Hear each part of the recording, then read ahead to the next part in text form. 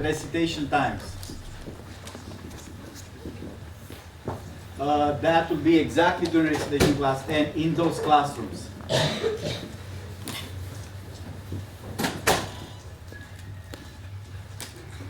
So for students who have it Wednesday, they can just come to class. That won't be a recitation, it'll be office hours. And then you have to ask the questions and I'll do the answering. Students who have it on Thursday, university forbids any sort of activity on Thursday because it's declared a reading day. So we cannot assign anything for Thursday. You can come to Wednesday office hours, so you can come to any other office hours. All sections have this policy of office hours on Wednesdays instead of recitations. And there will be other office hours around. But Thursday we cannot do an actual class. That's why we have no recitations. Instead, we'll have office hours. Okay? And then your exam, it's scheduled on the 14th. I don't know the time. I think it's 10:30. 10:30? So that's a lot of time between Wednesday. This is 12/5, right, I think, to 12/14. In those 9 days, we'll have the exam reviews and some office hours. Okay? That's unfortunate that the exam is scheduled so late, but it's the way it is. And we'll have at least a week or so. Now, for the recap on probability, I wanna recap one question that we had. I still don't have an answer for it, but we'll have an answer on Friday. But I would like everyone to get an answer. Remember that problem? What was it? I see 2 jacks in my hand. I forgot the exact jacks. Let's say jacks of spades. And I see 3 cards in here. There were what? A jack. There was a jack, right? Say of diamonds, and a 10 of clubs. 10, and a 10 of hearts, say. And my 3 opponents each had 2 cards that I don't see. And the question was, what is the probability that one of opponents has 2 10s? Because if an opponent has 2 10s, it will beat me. My hand in here is a full hand if I use the table, right? I have 3 jacks and 2 10s, that's a full house. But if an opponent has 2 10s, or the other jack, I get beaten, right? Is that true? No, the other jack doesn't work, just the 2 10s. So we computed the probability that this opponent having 2 jacks. So we said, what is the probability that the left opponent, this is left, right, and front. So we had this solved, probability that L opponent has 2 10s. We solved this one, what's the probability that this guy can beat me? But then I ask a different question, which is what's the probability that any one of them 3 can beat me? Of course, there is a stack of cards. How many cards are in the stack, in the deck? Cards that I don't see. If I see those 3, my 2, the opponent's 2, the other opponent's 2, and that's opponent's 2, how many cards are in the deck? How many?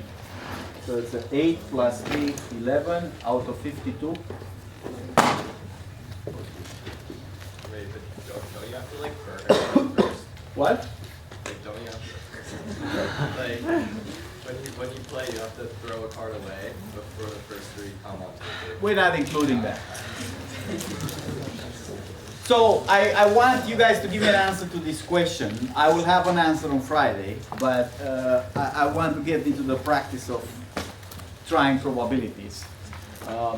One thing that I'm considering doing Wednesday, just to let everyone know, don't say, oh, I missed it, I didn't know. I'm considering bringing some poker cards and play poker during office hours.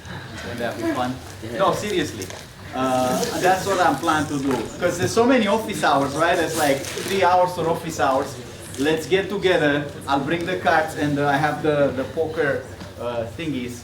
Will you make a Piazza post of when those will be for those who start Thursday recitation? I have no idea when recitation is on Wednesdays. The same thing I on Thursday, same, about where? But we don't know where. Yeah, sure. We'll Thank you. organize it. So please come to some of them if you want to play poker, okay? All right. So that being said, let's see what we have to do today.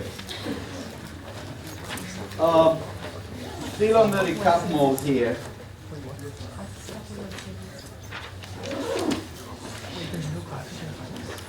Here's an example. Waiting for success. So I have a chance P of success.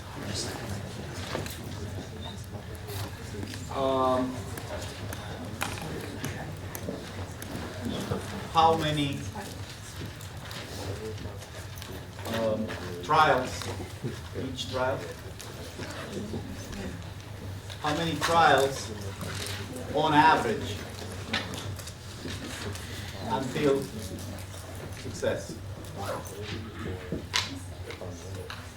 So, I'm trying to do something like beat a nail or whatever, and I have a chance of success every time I try it. I have, say, a 30% chance of working.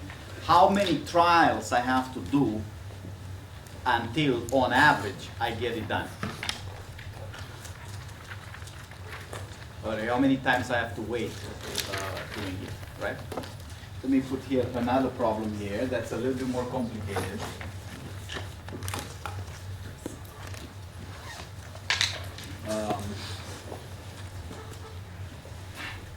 I have n coupons and want to collect n coupon types. Want to collect all of them.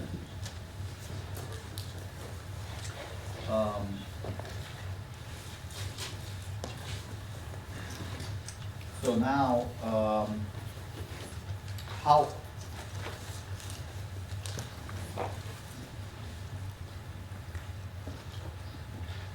how many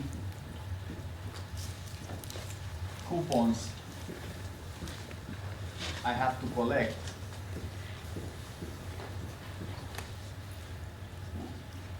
to get at least one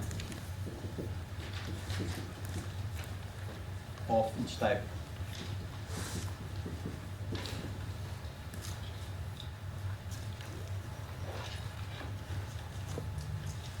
That's assuming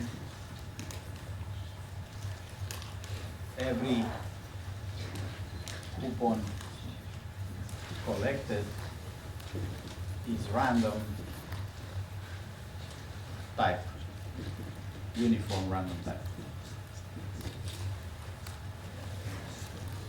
So in this problem here, I'm waiting for one time to so I shoot a soccer ball and I'm trying to score, right? The chance of scoring is 10%. This problem is asking how many times I have to shoot the ball until I get to score, on average. Should I expect to shoot it 1 time, 2 times, 3 times, 7 times, 100 times on average? If my chance is 10%, how many trials do I need to think I get it? But maybe he's much better at soccer than me. His chance of scoring might be 70%. Obviously, he would need less trials, right, on average, to score the ball, right? This problem saying, I want to collect, there's like 5 coupons, and I want to collect 1 of each kind, at least 1.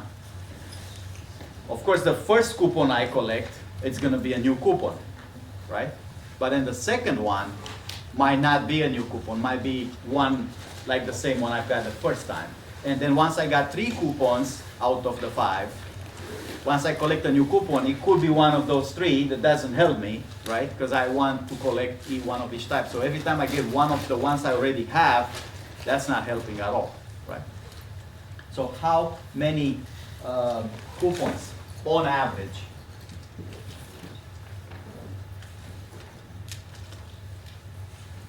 Why is this necessary? Why do I say on average all the time in here? Yes? Because you get really lucky or really unlucky. Right. So what's the minimum, if n equals 5, what's the minimum coupons I need to get all of them? 5. 5. I can't get it faster than 5. If I get only 4 coupons, the chance of getting 5 different ones is 0. But if I get 5 coupons, there is a small chance that I could get 5 different ones and I'm good, right? But I could get really, what's the? Unlucky. Unlucky, which means what? I draw a gazillion of coupons and still I'm missing one of them or more. Like all of them are of types 1, 2, 3, 4, and I couldn't get the 5th one. Or maybe 1, 2, 3, and I don't get 4 and 5. That's usually when some coupons are more rare than others, right? The rare coupon is really hard to get, so you need a lot of trials for that. In this problem, that's not the case. Every time you get a coupon, there's a uniform chance to get 1, 2, 3, 4, 5, right? So how do we, one of the purposes of today's lecture is to deal with this on average thing. Right? What is on average? What does it mean? Exactly.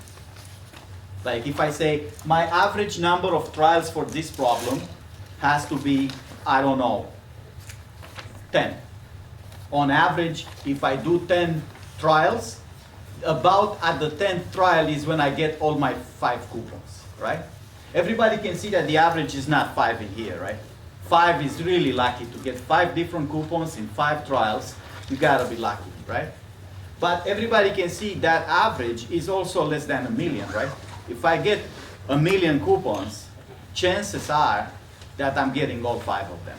The chance of missing one in 1 million trials will be extremely small, right?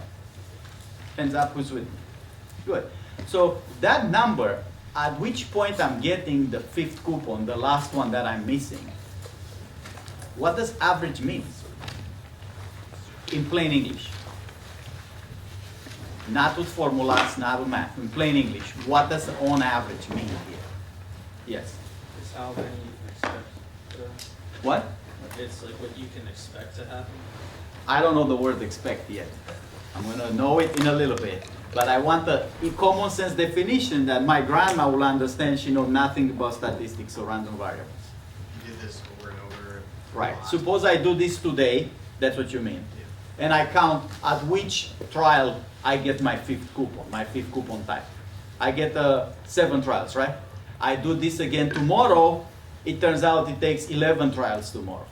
I do this again the day after. It takes 6 trials. I'm really lucky, right, to get 5 coupons out of 6 trials.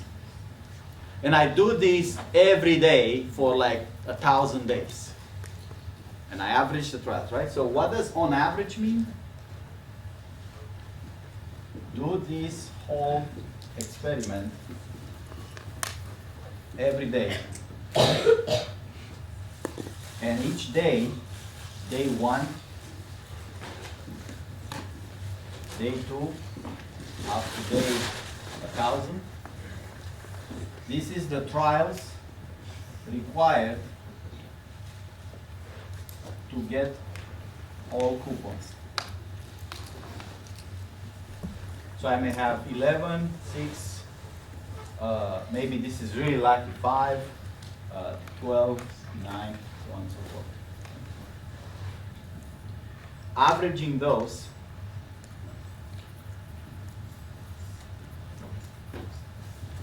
take these numbers, 11 plus 6 plus 5 plus 12 plus 9 plus 10, divide by 1,000, because I have 1,000 days. On average, this is how many trials I need to get that last coupon. Now, this is a made up, numbers. I don't know, I mean, it's possible that the trials I need are exactly those, but of course, if you try this, you get different trials. Point is, I think we can intuitively believe here, all of us, that if I do this over 1,000 days, and she does this over 1,000 days, and he does this over 1,000 days, those averages will be extremely similar, right? Do we believe that? Like on average, there's a fundamental number there that says that's how many, they won't be the same unless we really do it forever. They will start getting the same.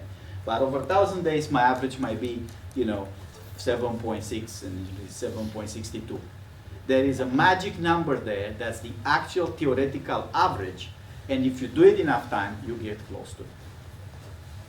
So as a motivation, we'll get back to those two problems once we do enough theory. We have to define what is expectation.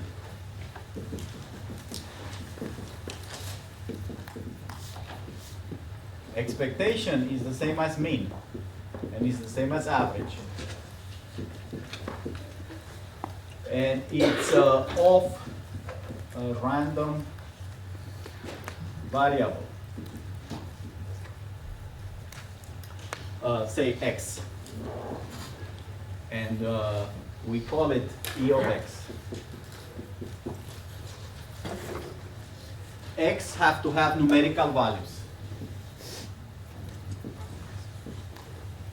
There are many random variables that don't have numerical values, right? Like the output of a random variable might be a color, red or blue or green.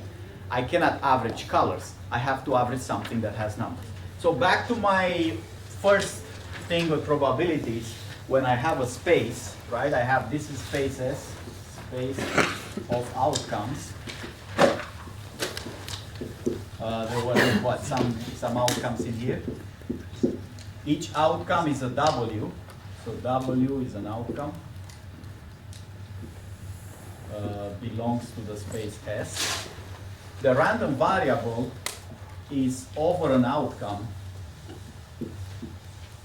is the value of X for outcome W. And the probability of W is the chance or probability that W is selected for the result of random experiment. That's the same as before. We've seen this probability. If it's uniform, it's 1 over how many things are in my space. But sometimes they're not uniform. So we've seen this. Sometimes people abuse the notation of a random variable implicitly. Like suppose I show you that thing with the die. If I have a die here, 1, 2, 3, 4, 5, 6. X of anything is W itself in here. X is the random variable. It's the outcome, the output of a roll. Die roll. So if I roll the die and I have the random variable, a value that's associated with the roll, that's going to be exactly the face that I see. In this case, the outcome is a value, so I use that as the random variable. But in many problems, you have to define the random variables. It's not that obvious that the random variable is exactly that. It's common in many problems in computer science for analysis to have the random variables being 0, 1. 0 is associated with a certain property of the outcome, and 1 with the opposite property. If my outcome has that property, then it's a 1. If not, it's a 0. Remember to do this to check. You need numerical values for random variables to compute expectations. So now, what is the average?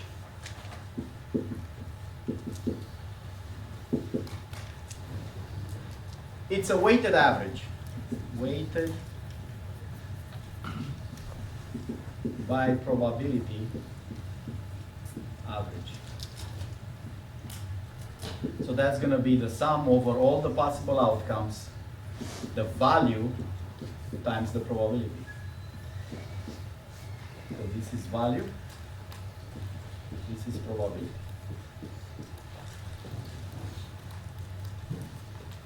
It's a way of saying I'm going to average the values that come out, but I'm going to weight those values by how likely they are. If something is like very, very likely, the average is going to be very close to that value, right? Just a quick note for uniformity.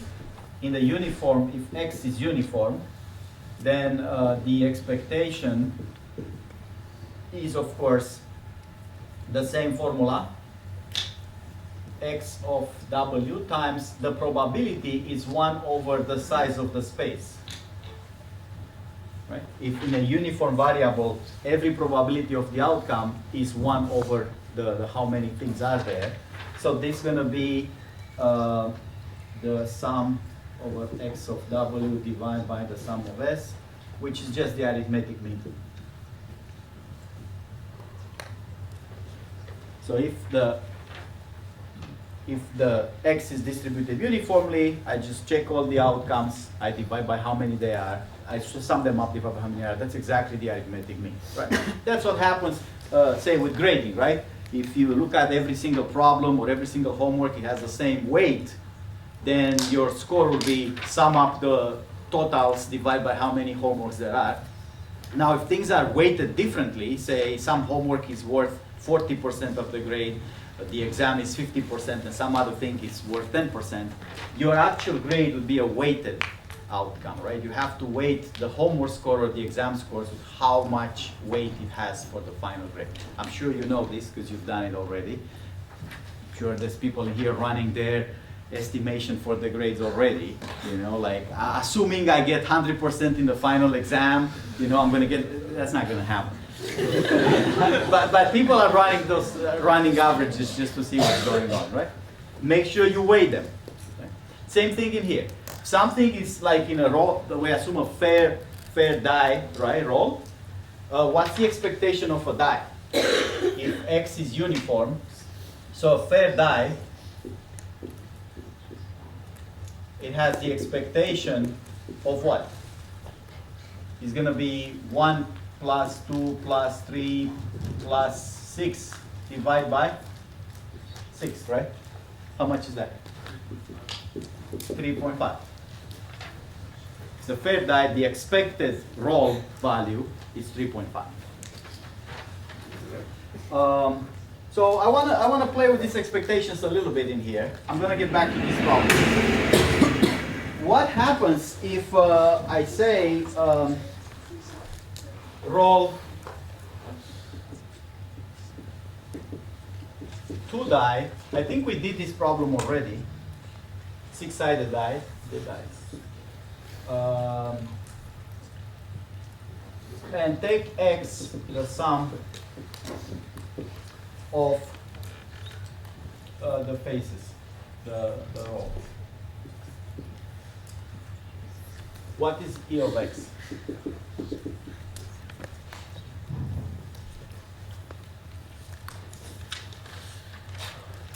Let's do a little table here. This is die 1, die 2. I can get a 1, 2, 3, 4, 5, 6. 1, 2, 3, 4, 5, 6, right? This is my x table. This is the outcome. So 1 plus 1 is 2, 3, 4, 5, 6, 7. 2 is 3, 4, 5, 6, 7, 8. 4, 5, 6, 7, 8, 9. 5, 6, 7, 8, 9, 10. 6, 7, 8, 9, 10, 11. 7, 8, 9, 10, 11, 12. So the expectation according to my formula, right, remember, is over all outcomes. These all outcomes here are pairs. My outcome, obviously, it's a pair. X will be the sum of the two values in the pair, right? So this is x over w is the sum of the two rows times the probability of that pair. So I can do this kind of manually. I can say, okay, can I see a 1 there? No, that's the probability of the 1 cannot happen. It's 0. This is value of x. This is probability of 1. I cannot see a 1, but I can see a 2 with what probability? 36. 1 over 36, right? So this is the value, and this is the probability. There's only 1 2, right? And that 2 is 1 over 36. Plus, how many 3's are there? 2 over 36, right? How many 4's are there? Again, this is value, and this is probability to see that. So let's do dot, dot, dot, say how many 8s are there?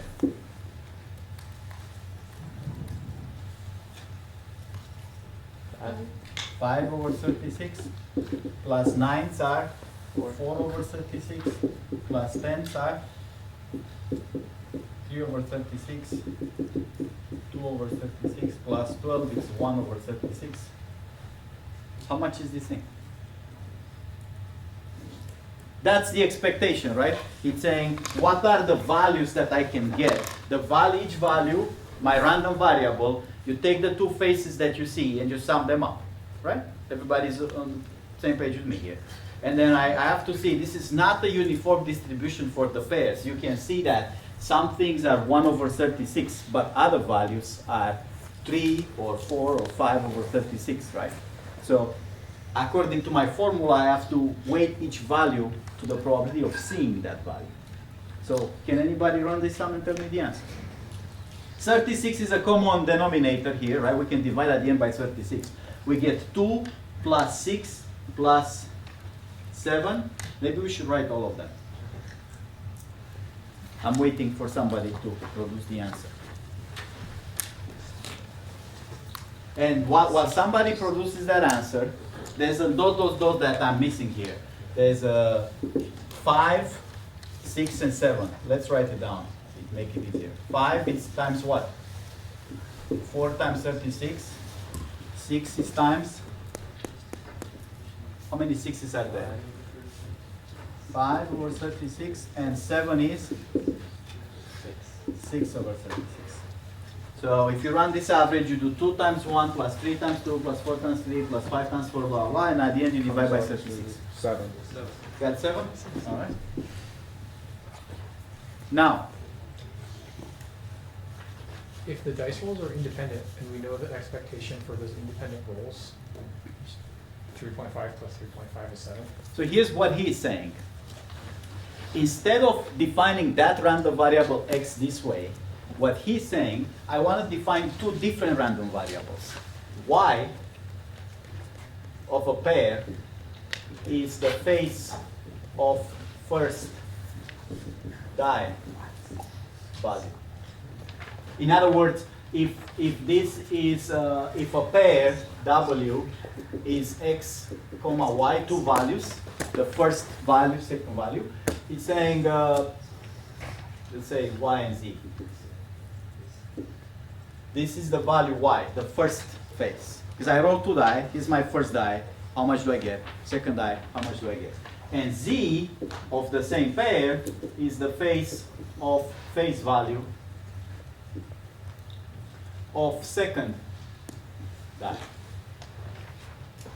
That's the value z. So again, if I roll the pair 3, 5, what's gonna be y in here? 3, and what's gonna be z? It's gonna be the 5. And what's gonna be x? X is gonna be the y plus z, that in this case is gonna be 8, right? So his comment was to say he believes the expectation, since x in general, this x is just the sum of the two random variables, right? I have a random variable associated with each die, and my x defined here is simply the sum of the two. That's true for any row. He's saying, since y and z are independent, because the rolls don't depend to one another, right? I can roll one, roll the other, roll them at the same time. He's saying the expectation of x, which is the expectation of y plus z, is the same as expectation of y plus expectation of z. Is that what you're saying? Right. So he said I could have computed this much easier than doing this. I know this expectation is 3.5. I've just done it before, right? Expectation of a fair uniform die. And this is a 3.5. So that would be a 7. How many people believe this stuff? I hope that everybody gets up to here defining x as y plus z. I hope we're good at that. But why is a of y plus z equal a of y plus e of z? This is a tricky, right? Why is that true? Why can I take the y plus z random variable and break the expectation into two? They're independent events. They're independent to each other, you mean? Right. X is just their sum. X cannot be independent to any one of them because it's included. By y and z are independent. But why is this true, even for independent variables? Yes? Because when you write out the expectation value of x, you could write, instead of x of w, you could write y of w plus z of w times p of w. Okay, you're proposing a mathematical proof. Yeah. Right. Okay, but common sense, I agree with you. I'm going to write it down in a second. But what's the common sense here? Give me an English explanation. Why is the sum of those two on average? Remember, this means what? The average of y plus z, right? If I do this 1,000,000 times, on average, I should get a 7. What is this? Average of all. Of y. If I roll a die 1,000,000 times, I get an average of 3.5. And is he saying if I roll another die, on average, I get a 3.5. Why is this the average of y plus z in plain English, the sum of the two averages? What's the intuition? Yes. If considering the average of the sum, if you consider that and it's different from the individual averages, then that means that summing them has to change the results that you factor into your average, so they're not independent. I'm not sure I parsed that. Yes. You just did them both 1,000,000 times and added the results together? Right. So that's closer to what I have in mind. Instead of rolling them together 1,000,000 times, roll them separately 1,000,000 times this one and 1,000,000 times that one. And as a contribution to the average, the two averages will have to contribute whatever their average is, right? So y contributes to its own average, z contributes its own average to the sum. It's not a mathematical explanation, I know, but it's intuitively, each random variable has its own average. That's what it contributes to the sum. So what's the proof that he was mentioning? The first answer we've got was a proof there, right? Let's see if I have it here.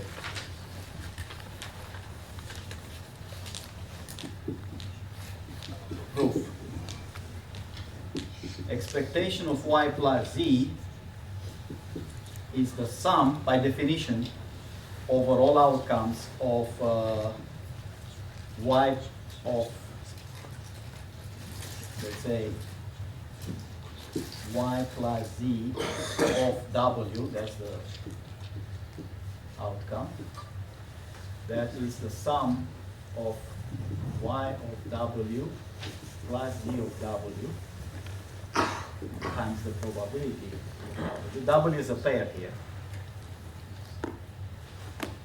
That is the sum. I'm going to split now w. I'm going to still write a pair w, but I'm going to write it as pair yz.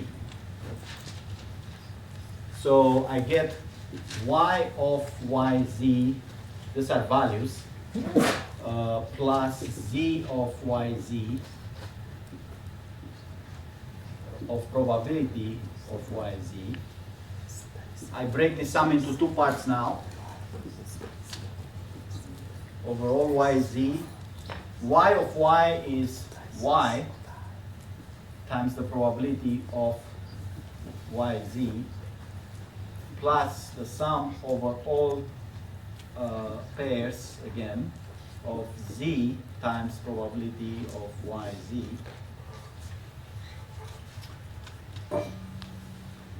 Now, this y, it's common to all the pairs yz, so I can break this sum into sum over y's.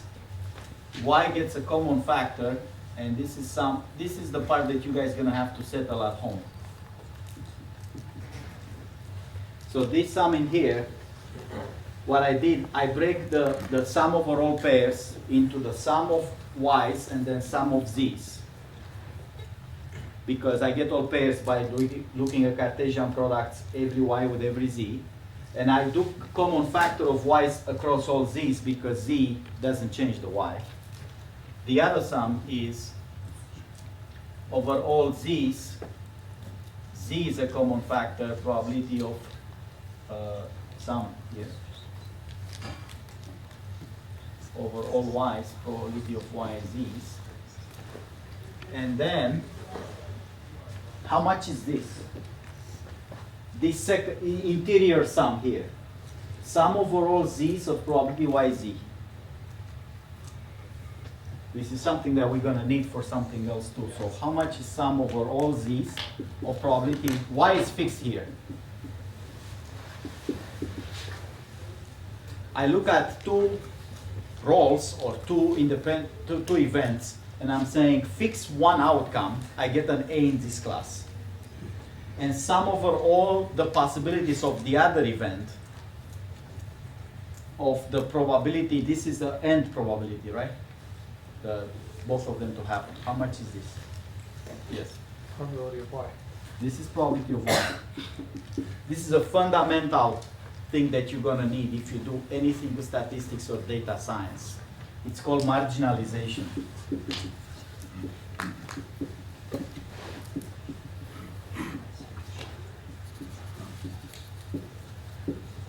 Remember in the tables we had last time with colors and squares? We look at that table and we say if you sum by rows, you get the probability of one random variable. If you sum by the columns, you get the probability of the other random variable. How many people remember those tables from last time? That's exactly what happens here. I'm summing by the columns by z's, I get the probability of y's, right? And if I sum by the probability by y's with z fixed, probability of yz, I get by the same argument probability of z. This is marginalization over y. Just a quick recap in there for people who don't remember that table. Those joint tables look like this.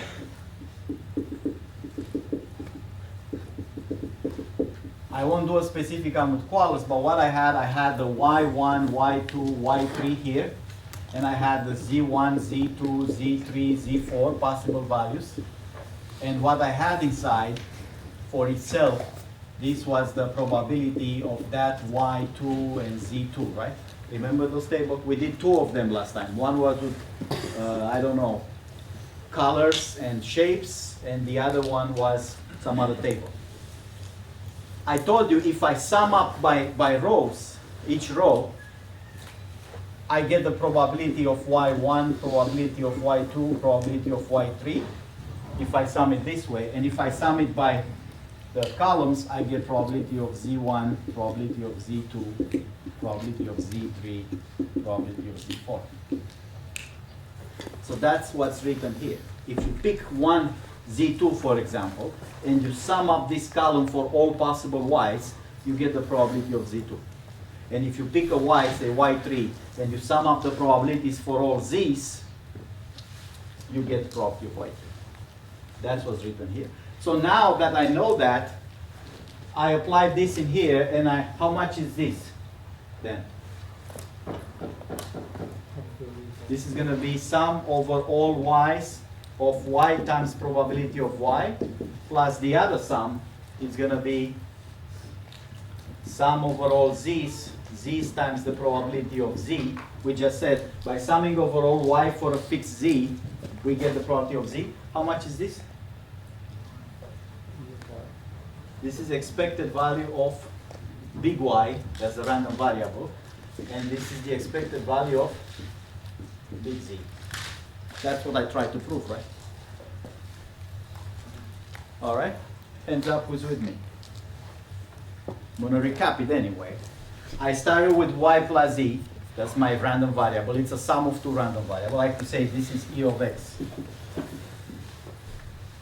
E of y plus z. Now, who's the expectation? Well, it's the value of y plus z times the probability for the outcome, for each outcome. This is all the possible outcomes, see, from 2 to 12 in here. I break this sum, and the y of this pair is the first one, and the z of this pair is the second value. So I get here. Now, I do the marginalization over z in here and over y here, because I break this pair.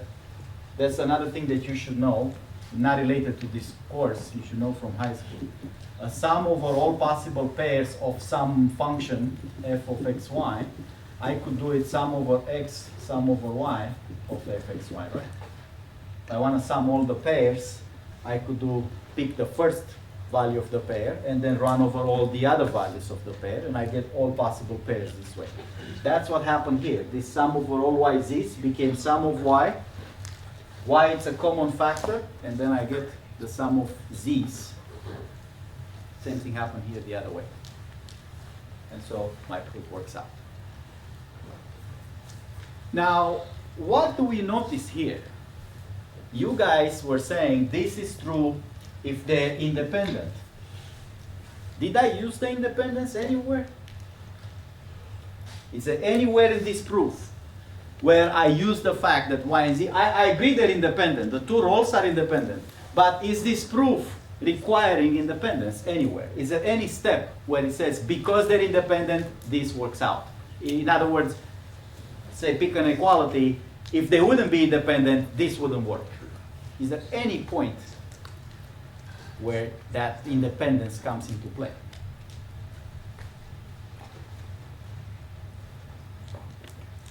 Is there some parts here where we needed the independence to make it work? Yes? In the first line, the last equal sign. Here? No, the one after that. Here? Yeah. The When step. I say Go the to left sum hand side. x value of w is really the y value of w plus the z value of w?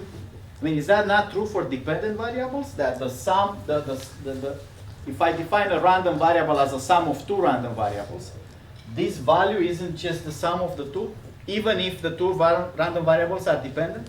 I think it is. Yes? I think it's in the line below that, where you split the probability of like, Here? you have yeah, but the second Here. expression, yeah. You have So y. when I say Yeah. this sum is the sum of this value times the probability, this value is just y, right? Y of yz is just the little y, because it's the value of the y. I mean, that's true for my die. In general, I could say y of y, right? For my die, y of y, it's exactly y, because the random variable of that row, it's exactly the row value. And this would be z of z. That's not true either. It's not in here.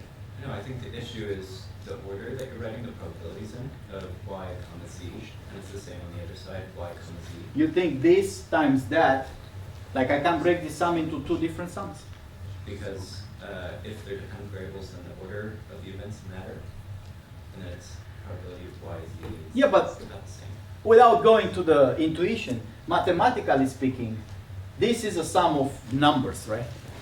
What prevents me to break the sum into two?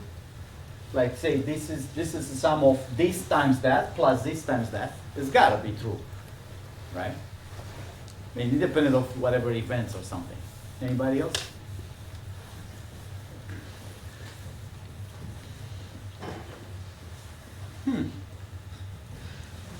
We're not using the independence at all then. Is that right? Maybe we don't need independence. Maybe this is just true all the time. A of x of y plus z, it's always e of y plus e of z, no matter whether they're independent or not. Who believes this is true for dependent variables? Versus who believes we're actually using independence somewhere in here? Which one is it? We're using the independence, or it's true for all random variables?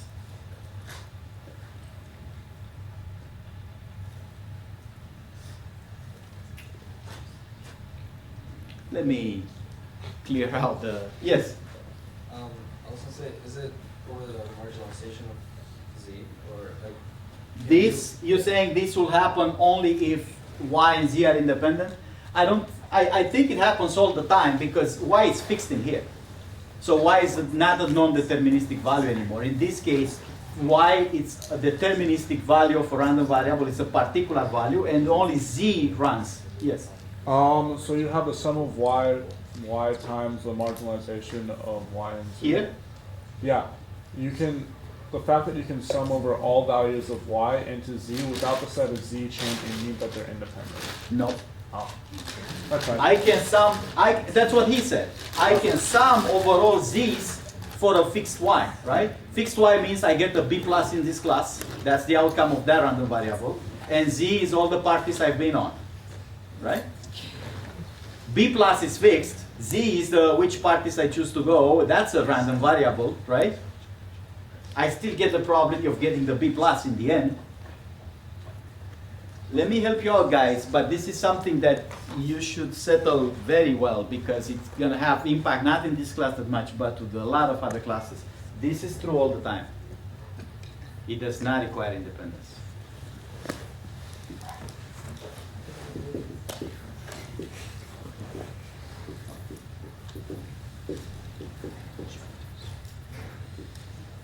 Even dependent.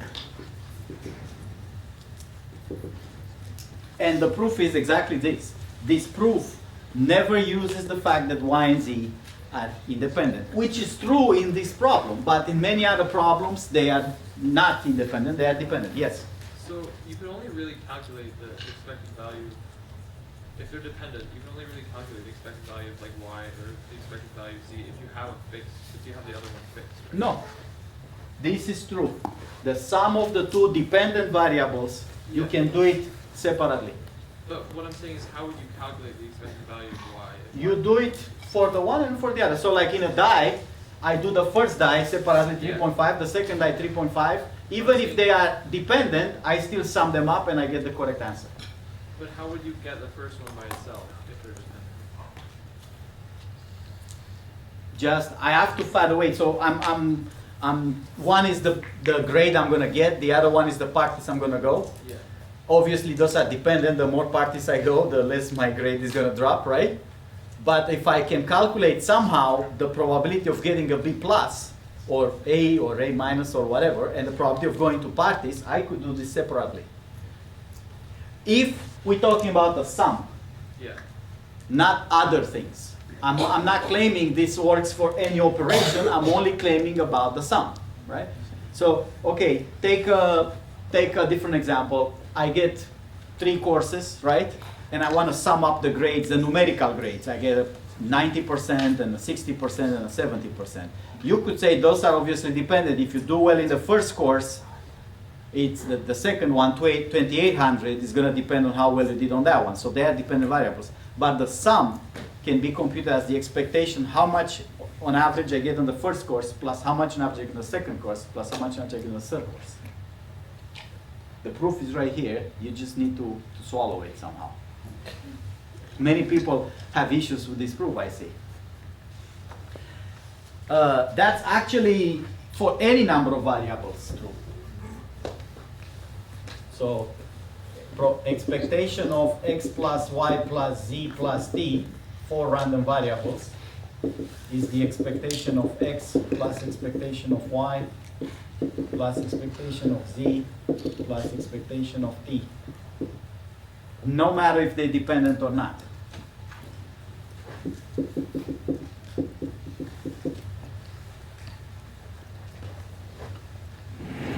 So let's see.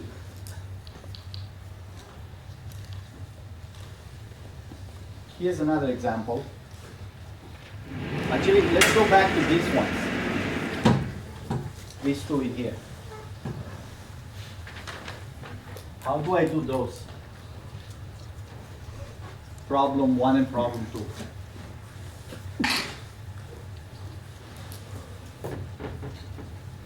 First of all, what is the problem 1 asking? Now that we learn about expectation, what is this asking?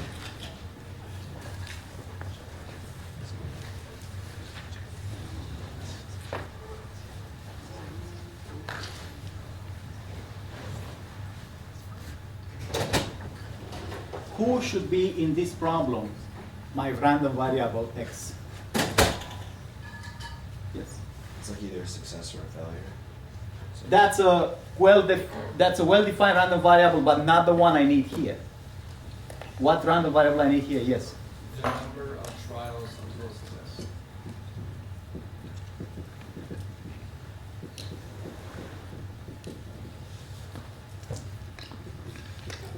It's obviously a random variable, right? Because I can. Maybe 2 trials, maybe 6 trials, maybe 8 trials, right? So what is the question asking? Number of trials on average. What is that, mathematically speaking? Isn't it the expected value of this? This in here, the question is, what is the expected value of this random variable? So of course that is sum over the number of trials, k trials, over x of k times probability of k. Now x of k is k, right? If it takes k trials to get the success, x is how many trials it takes, so that is the time probability of k. Now how much is probability of k? What's the probability to have a success exactly after? So let's do the table. K equal 1, k equal 2, k equal 3, k equal 4. What's the chance of succeeding the first trial? P. What's the chance of succeeding exactly at the second trial? Not at the second trial or later, but exactly at the second trial. Yes. 1 minus p times p. Why? Because on the first trial you have a 1 minus p chance of failing. This is failure the first try, and this is success, right? Fail the first time, success. How about here? 1 minus p squared. How much? 1 minus p squared times p. 2 failures, the first 2 trials, and then success. How about k equal 4? 3 failures times success. So in general, the probability is succeeding at exactly k steps. Means how many failures I had. 1 minus p, k minus 1. Times Times p. p. Right? So the sum is from k equal 1. I can't succeed at the step k equals 0, right? I need at least 1 trial to succeed. And it goes to what's the maximum number of trials until I succeed. I have success.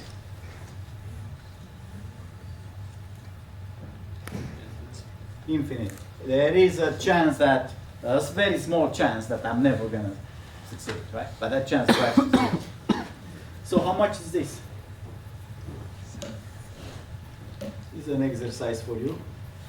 Show that this is 1 over p. That's back to the induction series sum. If you sum this up all the way to infinity, we get 1 over p. So the expected number of trials is 1 over p.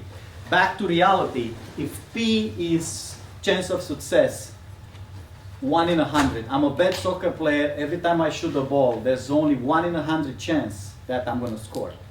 What is the expected number of shootouts I have to do until I score 1? 100. He's much better than me. His chance is 90%. How many, on average, how many trials he needs to have until he shoots the ball in? 1 over 90%.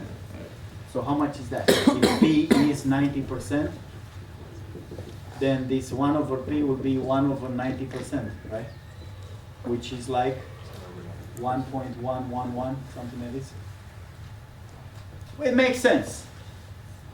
This inverse that says if the number of trials you need is the inverse of the probability of succeeding. How about the other one? This one here.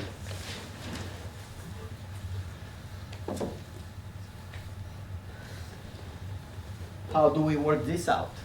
We need some random variables more than 1 in here. What should be x1?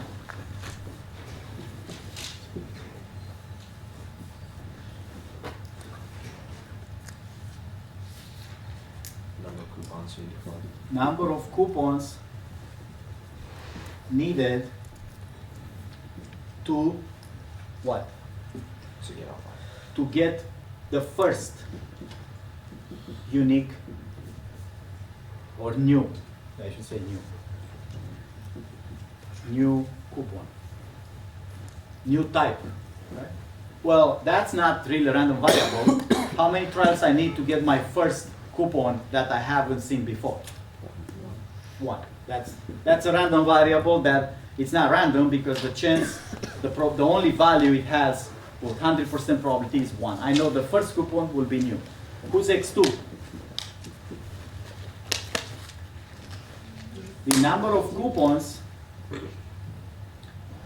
after seeing the first one necessary to see the second new type. Is this like before a deterministic value? It can be 1, right? But it can be 2. Can it be 5? How? I just keep 5 that are all the same, the first one, right? Who's x3? Additional number of coupons after seeing 2 types in order to see the third. In general, who's xk? Number of coupons needed after seeing k minus 1 types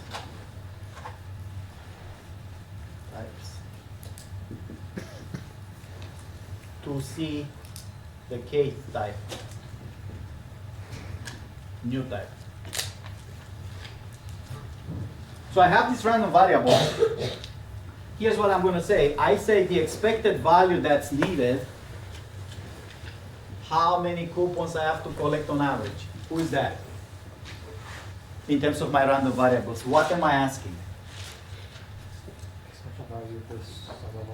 The number of coupons I need to collect is x1 to see the first type. That's 1. x2 to see the second type. x3 to see the third type, fourth type, fifth type. How many people with me here? Hands up. Right? So x1, if you look at the timeline, here's where I start. How many coupons does it take to see the first one? 1. How many coupons is going to take to see the second one? I don't know. A few. Right? How many coupons going to take to see the third one? It might take more than that. Here's 3. And then maybe I'm lucky here. It's going to take only 3 of them to see the fourth one. And then I get really unlucky to see the fifth one. Right? X's are, this is x1, this is x2. Start from there, x3, x4, and x5. Right? How many coupons did it take after I see the fourth one to see the fifth one? So the total number of coupons I need to see every single type is x1 plus x2 plus x3 plus x4, each of them being after seeing the previous type. How many more coupons you need to draw until you see the new type? So this is asking for x1 plus x2 plus xn. I'm doing it in general. For n equal 5, this is just a particular case. So what do I know about linearity of expectation? I can break it apart, right?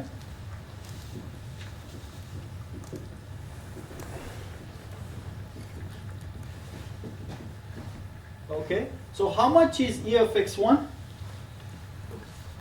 1, that's not a random variable, it's deterministic.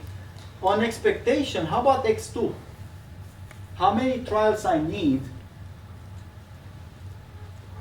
Can I apply this problem here? For x2. Can I apply that one? Just for the second coupon, I say, look, you've got 1 coupon, you've got a certain one, and now x2 has a certain, you want another coupon, you want a new coupon, right? The probability of success is getting any of the n-1 coupons that you don't have. The probability of failure is getting the one you already seen. So once I'm done with x1, I've seen my first coupon. x2, I think, followed this pattern here, this first problem. It says, you have a chance to see the same coupon like before, that's 1 minus p. And you have a chance to see a new coupon that is the P, success. So what is the probability of x2?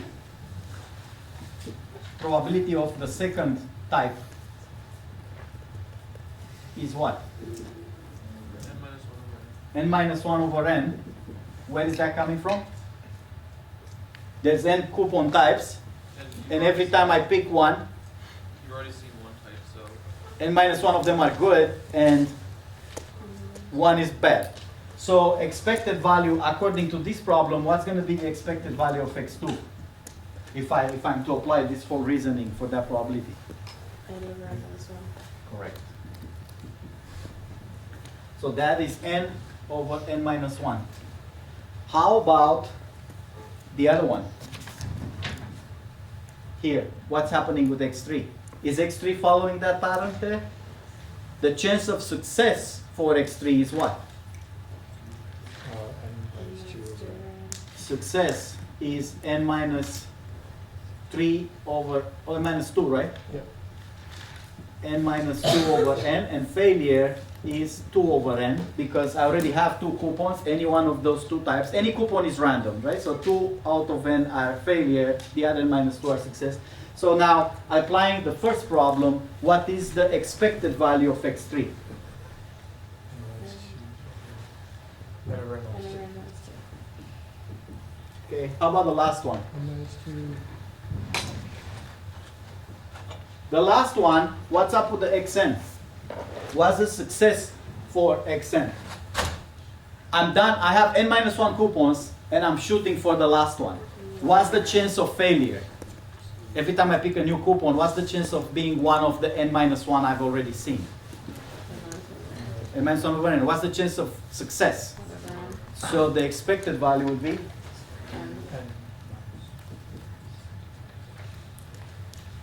Right? Hands up who's with me here. Okay? As a recap, this problem is just rewriting this problem many times one after the other. Say the first coupon it's 1, second coupon it's you have a chance of n minus 1 by n to succeed, therefore the expected number of coupon is that much. Yes? for going back to column 1 real quick, how did you get 1 over p? Here? Yeah. Yeah, that's the hard part. I leave it for exercise. It's one of those summations, geometric series with the k. It's going to take a little bit of that. So, why, I mean, I guess I don't really understand what the sum is saying. Like, P is fixed here, yeah, and this k is run from 1 to infinity. yeah. This is an infinite series. It ends up being 1 over p. I mean, for now, if you can't sleep at night because of this, we should check Wikipedia or something to check it. It's right there. I don't want to derail the lecture probably doing that, but I could do it at office hours to show that that's it's a limit really, right? Because every sum that's infinity is really the limit when n goes to infinity of that thing. It's 1 over p. So I think it's a very pertinent question. How do you compute that? How do you show that?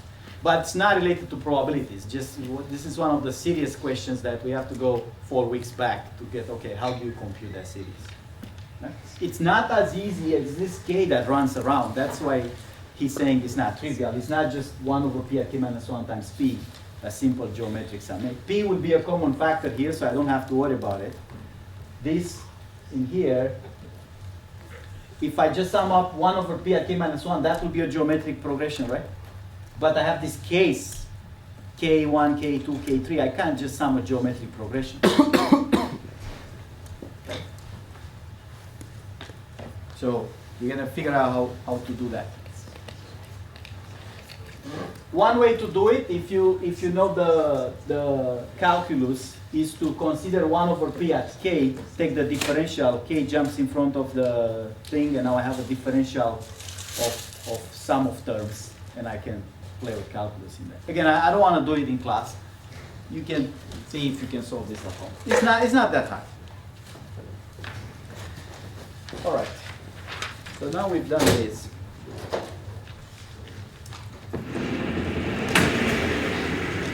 This linearity of expectation, by the way, on very tricky random variables has been used to complicate people's life a lot. You know this Olympiads, International Math Olympiad?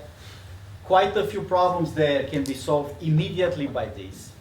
The reason it's considered hard is that people don't see immediately what are the random variables that they need.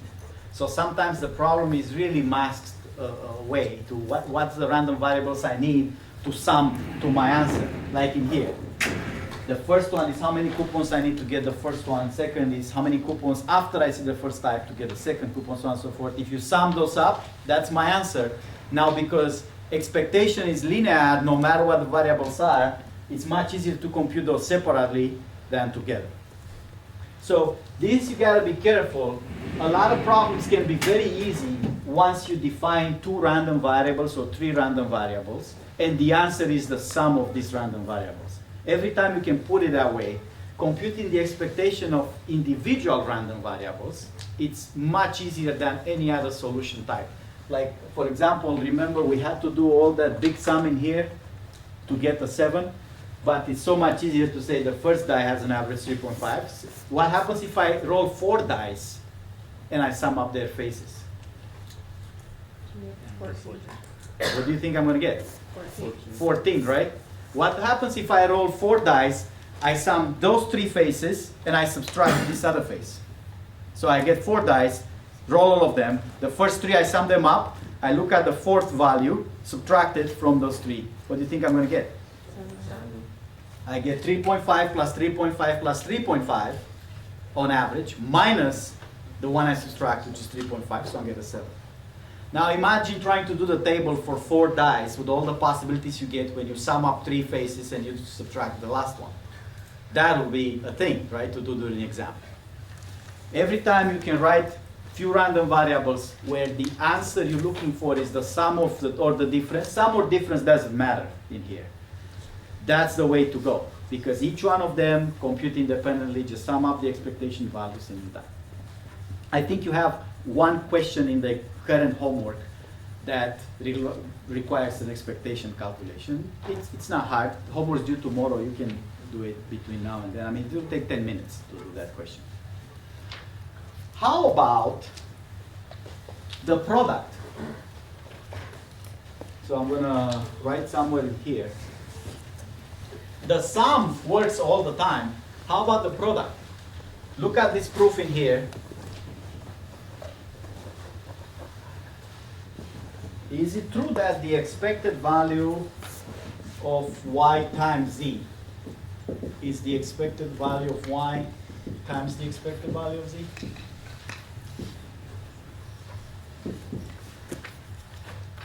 So for sum, it's true all the time. Is this true? Is it true sometimes? So just to recap this problem in that sense, what am I asking? Suppose I roll 2 dice, and my outcome now, x, is not the sum of the 2 faces. Instead is what? Is the product. Can I do 3.5 times 3.5 to get the answer to the expected value of the product of the 2 faces?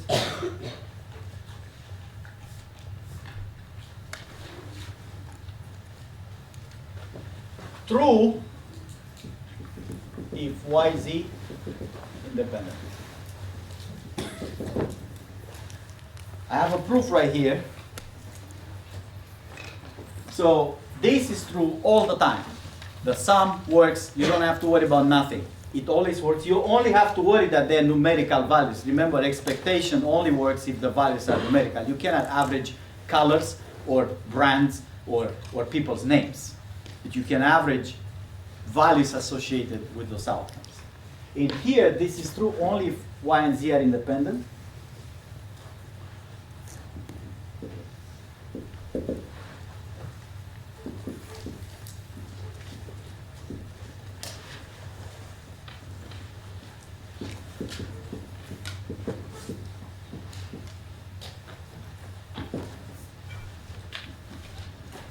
You can take the outcome being the pair yz, like before.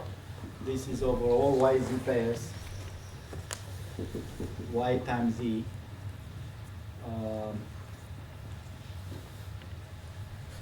Probability of yz This is not required. This proof in here is required. You have to know this proof, the sum of linearity. But this is not required.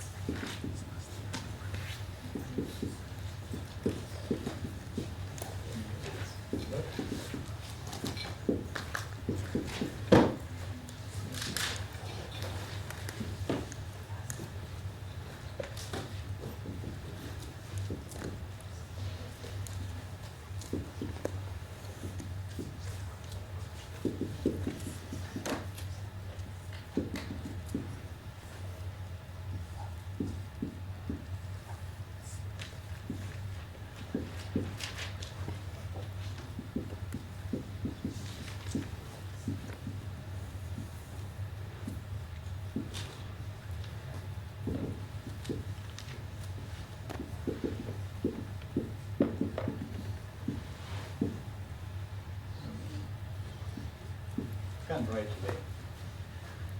So here's what I did. I say, here's my product random variable times the probability of the outcome. The product is y times z, where y is and z form the pair, just like before. I broke this p of yz into p of y times p of z. And then I say you can get this gigantic product by looking at y times p of y sum z times p of z. If I do everyone with everyone pairs, when I open this parenthesis, don't I get y times z times p of y times p of z? All possibilities. This is literally sum of apple plus orange plus banana plus pear times 1 plus 2 plus 3 plus 4. So you get an apple times 1 plus apple times 2 plus apple times 3 plus apple times 4, banana times 1, banana times 2, and so on and so forth. So you get all possibilities by opening up parentheses here. You get all of those. Now this is the expectation of y, that's the expectation of z. Where in here did I use the independence? Somebody else. Is this proof requiring independence somewhere? This is the same question I asked in here, and we got a bunch of speculative answers. Do not call them otherwise. In here, where is the independence being used? Yes?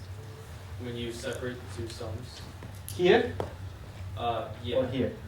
Well, going from that step to that step. When you pull out like the z's from the Here? sum of the lines. So from here to here? Yeah. I think running this product, again, this is apple times 1, apple times 2, apple times 3, pear times 1, pear times 2, pear times 3, banana times 1. It's always the sum of apple plus pear plus banana plus orange times 1 plus 2 plus 3 plus 4. Running all possibilities to get this product. No matter what. Independence is used somewhere else. Anybody else? Where did I use the independence?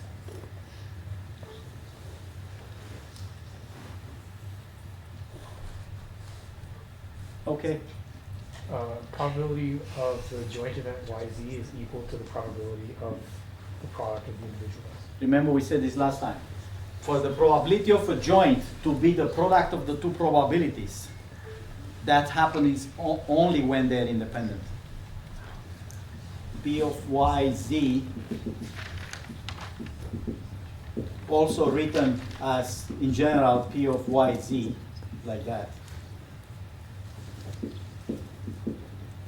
is P of y times P of z if independent. Not all the time. Remember last time we had these joint tables on the board, and we were saying if the probability you get here times the probability you get here equal the probability of the cell, the joint cell, for all the cells, then that's independent. If you get some probability here times some probability here not equal with the joint or the end event, then they are not independent. So this is where independence is required. This proof is not required. Yes? Why did you write P of y equals y and P of z? What does that mean? That's what this means. This in here, when you put two little values, is the probability of y being that value and z being that value. So this in here is the probability of y having value y and z having value z. Two possible outcomes. Probability of observing exactly those outcomes for y and z. So capital Y and capital Z are the variables, and then Right. lowercase y and lowercase z. In mathematics, often when we mean P of y, Yeah. we mean probability of y having a specific value. Okay. Then we just That's in context, it's iterating over a particular value or some fixed value. You know, P of y like this is a generic thing that says what's the probability of y having a certain value. Y is usually a random variable. Small y is an actual value of it. So that's the linearity of expectation. And we're going to talk about this a little more next time on Friday. For now, I want to go back to something I started last time. Very related to this joint probability, right? I think we said last time the joint x, y, which like I said is the x equal x and y equal y. It's called a joint probability. This is probability of one of them happening times the probability of the other one conditional. You guys remember this from last time? How did that work in the joint table? What did we say? If you want the probability, of z in here. Z could take one of these values, z1, z2, z3, z4. We want the probability of z given that y is y1. So if somebody gives me the value of 1, say y, I know the y cannot be 1 or 2 or 3, it's definitely y1. What is the probability of z given y it's fixed or known? Known. You should take it as y is not a random variable anymore, I know its value, if y1. Now what's the probability of z knowing that? How do I get that from this joint table? We did this last time, right? How did we do it?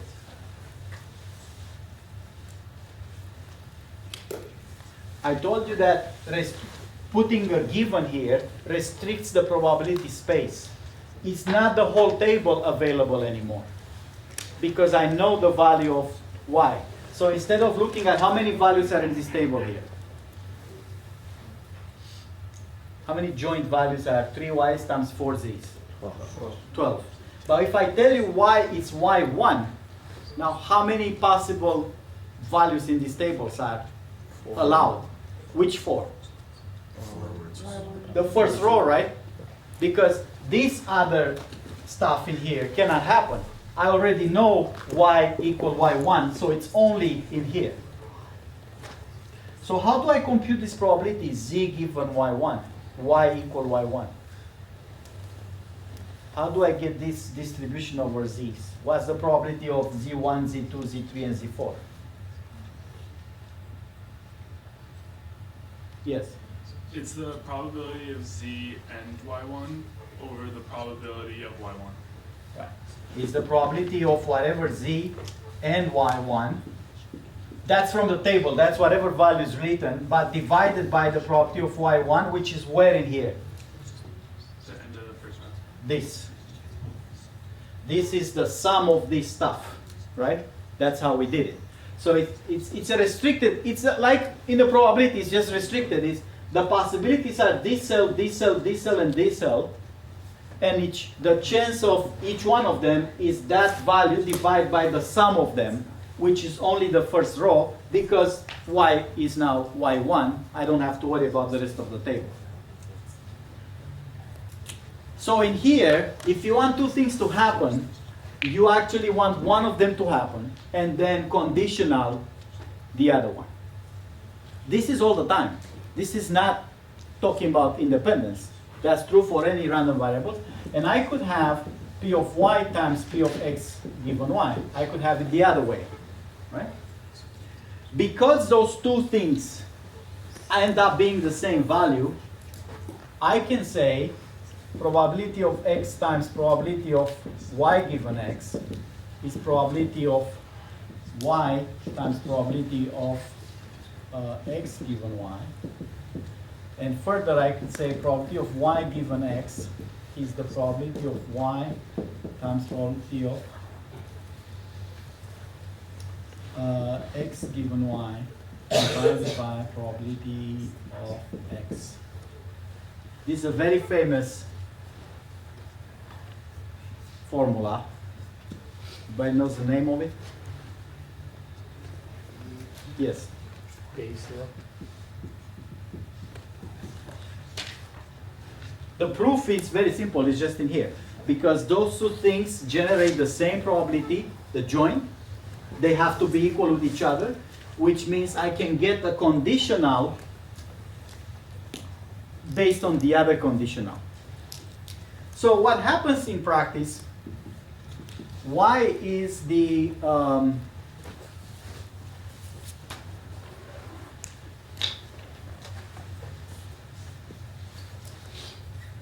some value of interest, and x is evidence, observations, what I can see, say in data or in weather and so on and so forth. What this is saying, we want to know the value of y given the evidence. That can be computed as the probability of, say, this is a value of interest test.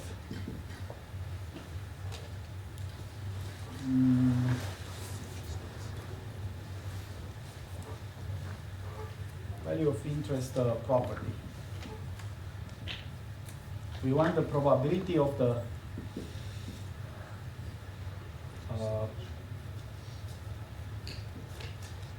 how do I say this to match the notes? Hold on. Let's say hypothesis. Probability of the hypothesis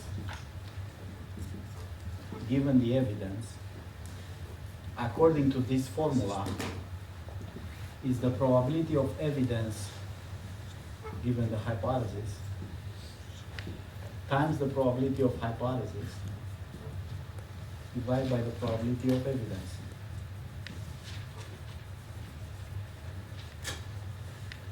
This is a very standard way to compute this kind of conditional. I observe something in nature and I want to know if I have a disease or not, right? Symptoms, it's what we observe, and I want to know if I'm sick of that thing.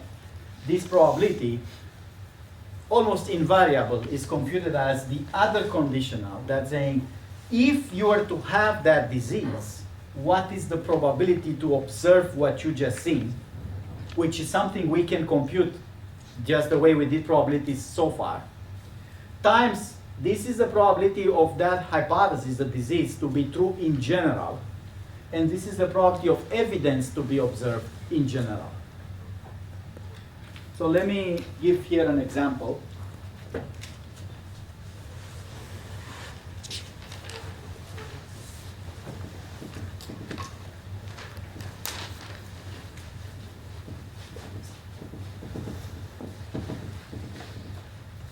Remember the Zika problem in Florida, 2016?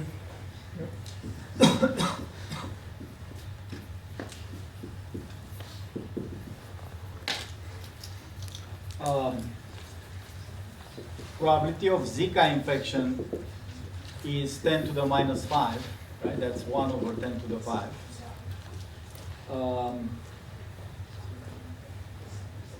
Blood test is the evidence.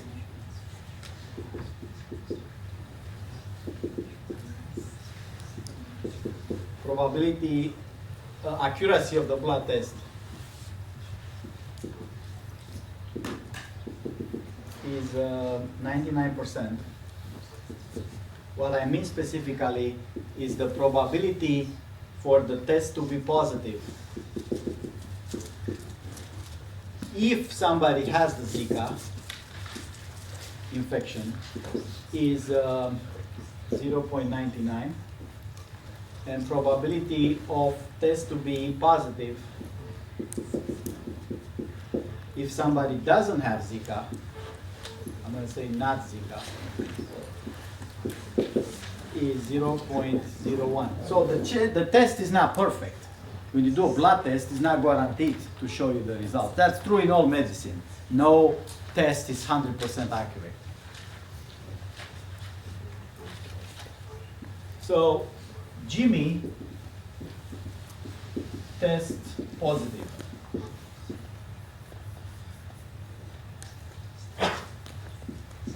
What is the chance that Jimmy has Zika infection?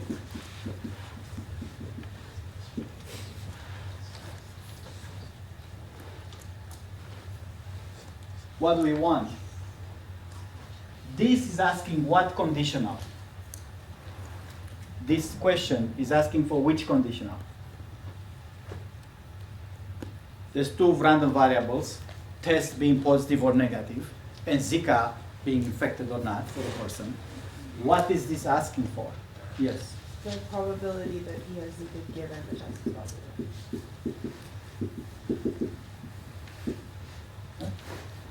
So how do I, if I apply Bayes' theorem, how do I compute this? The probability of Zika in general, which is whatever. Is the other conditional test being positive given somebody has Zika times the probability of Zika in general, unrelated to tests, divided by the probability of test being positive, right? In general, not respected to the infection. So what do I know in here? Do I know this value? Is it given to me? What is it? 99 by 100. Do I know the probability of Zika in general? What is it? Do I know this? Probability for test to be positive. Can I get it? How do I get it? This is called probability of evidence. Test positive in my case. How do I do that? I have to break it into two sums. Probability of test positive and Zika times probability of Zika plus probability of test positive and not Zika times the probability of not Zika. This is a sum rule, if you can see this through the lines. There's only two possibilities, Zika and not Zika, and they are complement to each other. They cover all the space and they don't overlap at all. So if I break it into a sum rule, if somebody has Zika, that's the chance of a test positive, given the Zika now. And this is, if somebody doesn't have Zika, probability of not having Zika. Not having Zika and the test to be positive. This is a conditional here. So what is this? Is it a joint or is it a conditional?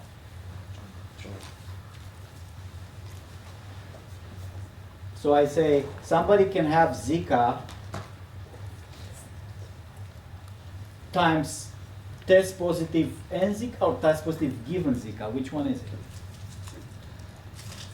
So let's look at all the people in the world from Florida. And this is the one with Zika, and this is the one with not Zika. Probability of a test positive could happen here or here.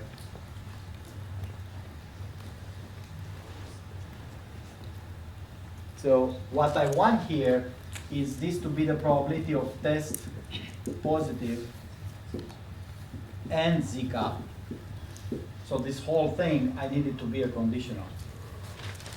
Remember, if I want two things, I want one of them times the conditional of the other. So this in here is this. And this in here is actually probability of test positive and not Zika. It's a sum rule because you can have test positive and either Zika or not Zika, right? This is the sum rule. Now each one of them decomposes into conditional times the probability of the other one. So now how much is this one numerically? I know this probability, right? How much is it? 0.999 by 100 times 1 over 10 to the 5th. How about the other one? 0.01, that's 1 over 100. Times, how much is probability of not Zika? It's 1 minus that, right? 1 minus 1, 10 to the 5th. So now I can do this calculation and I get the exact denominator here. I have it as 0.000, there's 5 zeros here, 99, plus 0.00, 99959. But overall, when I compute this, is about approximately 0.0099. So what this is telling me, even if I test positive, the chance of having Zika is extremely small, right? So people do this kind of things all the time. Most people who get scared about the symptom, they say, I have a problem with the kidney, I have AIDS, I have this and that, because they apply the wrong conditional. They say, look, if I have the disease, the chance of seeing my test being positive is really high. So when the doctor says you have that thing in your blood, they immediately say, the chance of having Zika must be really high, right? An infection, everybody gets scared. But the truth is, this is the opposite conditional to the one we need. We want this conditional right here, which in this case, of course the numbers are played with to give these accuracies, right? Even if it is positive, unless there's no other evidence, the chance is really small. So medical tests have this particular problem that even if they're 99%, what makes this Zika still rare is this number here that's too small. We need a much more accurate test than this if the disease is that rare. By the way, this happens also in data science. When you have big data sets and you're looking for some particular outlier or property, like an intrusion. The same thing can happen in intrusion. The chance of something beeping if there is an intrusion could be 99% chance, but if the intrusion only happens so rarely, the fact that the computer beeps doesn't mean anything. You don't have to have an intrusion. The other example in the slides is with terrorists. Terrorists, they get scanned and the scanner beeped at the airport, right? The scanner may have 99% accuracy of beeping if somebody with a gun passes through. In fact, they're much more accurate than that, right? Maybe a scanner beeps with accuracy 9999 if somebody passes with a gun, right? But what's the chance of somebody trying to pass with a gun to the airport scanner? It's probably 1 over 10 million, right? I mean, who tries to pass a gun to the scanner? Right? Even terrorists, they're not that dumb, right? They don't pass guns to the scanner. So the point is, this is a very important point. You want this conditional to be high enough to compensate for the rarity of the event to be useful. There's many more examples of conditionals. I'll be the slides and we'll talk about them on Friday.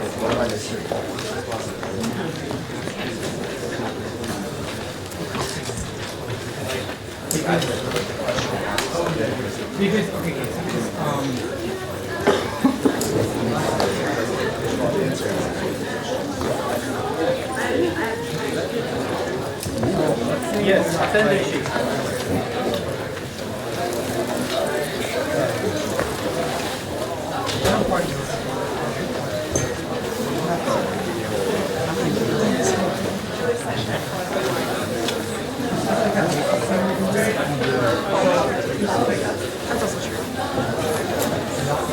It's very bad, but you get a lot of calls back.